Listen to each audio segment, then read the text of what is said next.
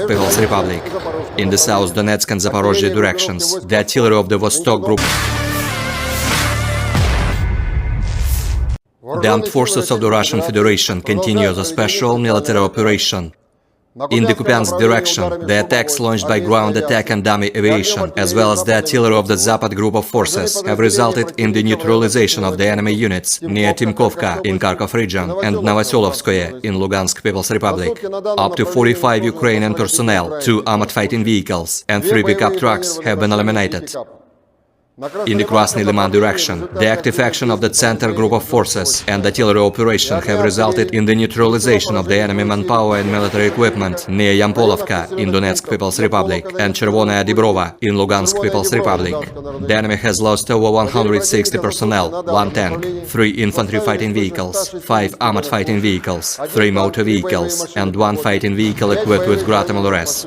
In total, 396 airplanes, 217 helicopters, 3,345 unmanned aerial vehicles, 410 air defense missile systems, 8,192 tanks and other armored fighting vehicles, 1,054 fighting vehicles equipped with MLRS, 4,284 field artillery cannons and motors, as well as 8,771 units of special military equipment have been destroyed during the special military operation.